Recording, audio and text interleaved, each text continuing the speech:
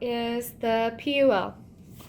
Now, I travel for my job pretty frequently, and so the last business trip I went on, I actually took my PUL with me. I went ahead and drew around as many of these pattern shapes as I could.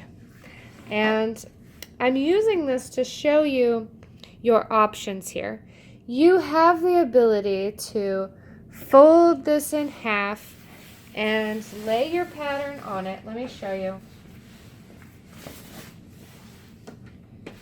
Fold it in half, lay your pattern down on it, and cut 2 layers at a time. See? 1 layer and 2 layer. Because you do need 2 pieces of this. But if you nest them, but this will waste quite a bit of fabric to do that. And I like to save on fabric. I get about 9 or 10 yards of this stuff at once. And so I like to save fabric. And so what I do is I actually draw them. Hope you can see that. So they're nested together. And I get more patterns cut out of this fabric than I would if I just folded it and cut a bunch out at one time. It makes it a little bit slower, but it saves on materials. It's your choice how you want to do that. If you think your time is more valuable, then by all means, fold it all together and cut multiple layers at once. But in my case, I felt like the PUL was more valuable than my time. I actually already have a whole bunch cut out. I cheated. I told myself I wouldn't do this because I wanted you guys to be able to follow along pretty easily. But my business trip, I took the PUL and I literally cut out, I don't know, something along the lines of 40 of these. So I'm not going to cut those out. But you'll see that in cutting out the print, I just laid my pattern down and I started cutting around the piece of paper. But in cutting out my PUL, I laid the pattern down and I drew around it a million times. So it's your choice how you want to do that. Let me grab 2 of these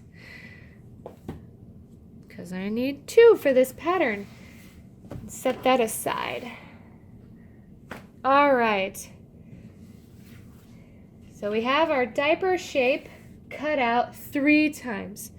Once in cotton, this beautiful brown here, and twice in PUL. The cotton and the PUL, so this will be the inside because it's the shiny part. Can you see that? And this will be the outside because it's the matte part, the really soft side. If you have PUL that's printed on, this will just be your 1 layer. You'll have the outer and this will be the inside. But I want to make my plain white PUL pretty. So I'm just going to lay this on top.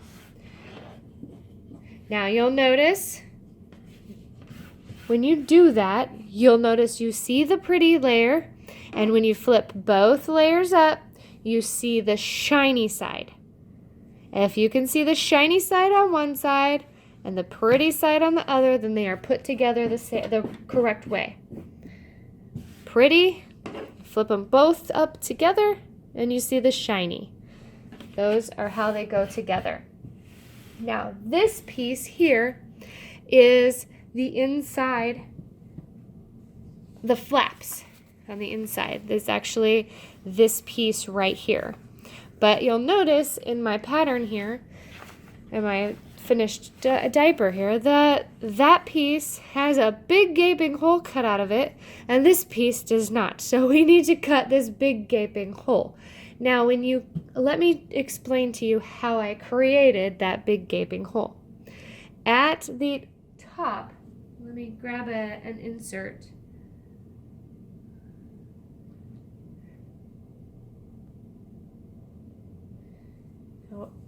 This is the front of the diaper. You'll want to be able to stick the insert in there. And this is the back of the diaper. You want it to go under there. And so when you create your diaper, you'll want to make sure that you have a couple of inches to tuck that under there. Sorry about the shaking of the camera. I'm shaking the table. So you need a couple of inches room. And then on top of that, you have about a half an inch, if not more, depending on how you sew, of seam allowance. And so you'll want to be, let me get my marker.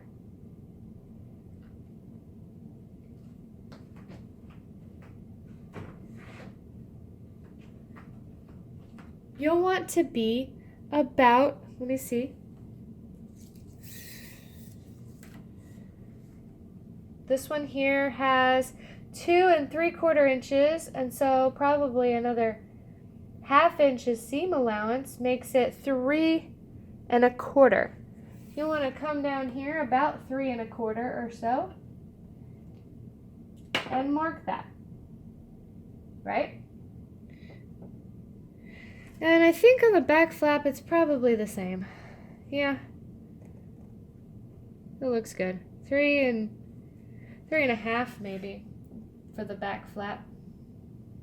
So you'll want to come down here and make a mark.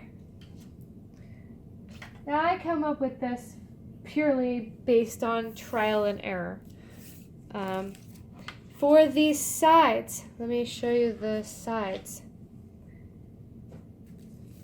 I have, let me cut my marker here. Elastic casing. Now this stuff doesn't unravel, so you technically could use a lot less of it here. You could make your hole bigger. The reason that I leave this on here is because it actually makes it a lot easier to case my elastic than if I had a lot less. This one is a newborn, and it's a great example of where I had a lot less fabric to work with around my elastic casing. Can you see that? And so it was really hard to sew along that edge there. It worked, it's possible, but it's better if you leave yourself more room. You can always go back and trim this off later. Just try to remember not to cut into your finished pull here. So what I like to do, this is about 1 inch here. And just make sure. 1 1/4 plus a ½ inch seam allowance.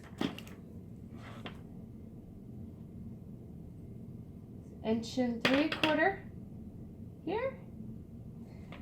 1 3/4 here. Right? Just sort of, you know, eyeball it. So now you have a, let's bring it closer to you so you can see it.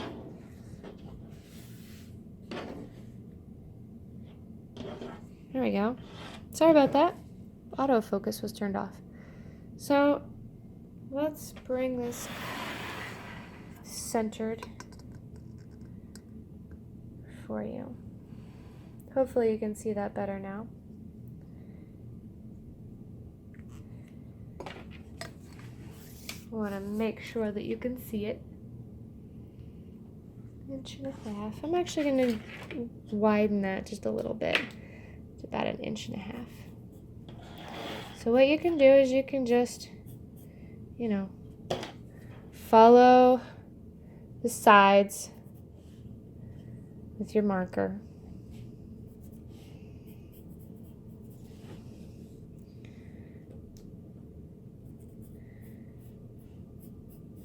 Yeah, kind of like that.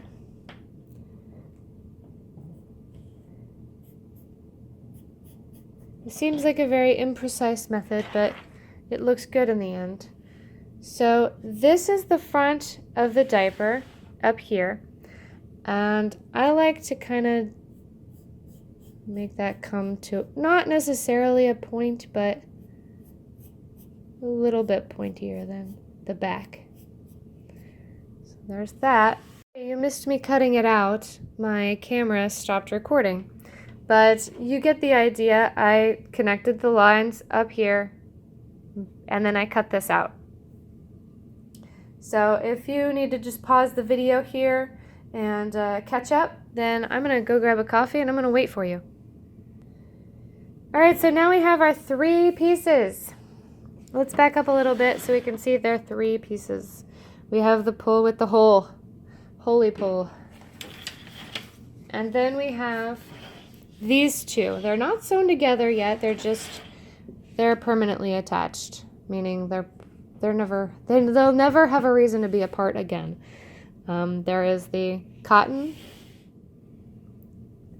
layer here, and then the PUL.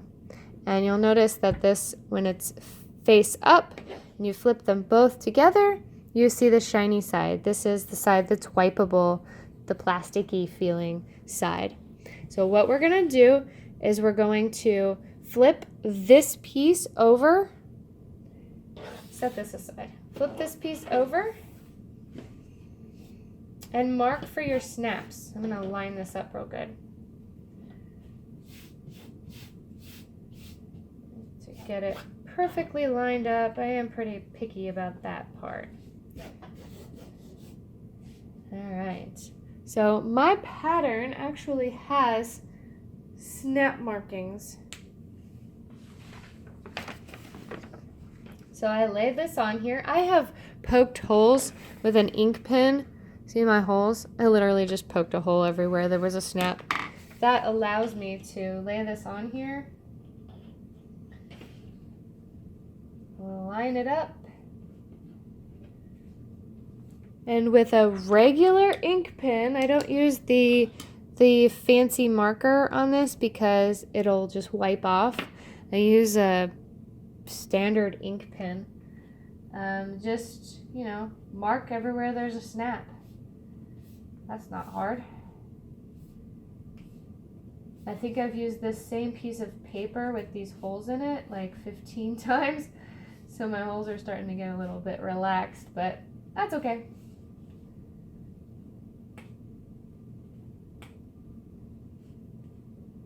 All right.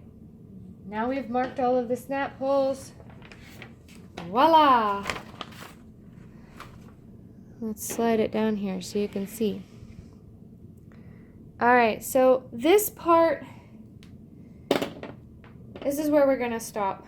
We're going to do the snaps next.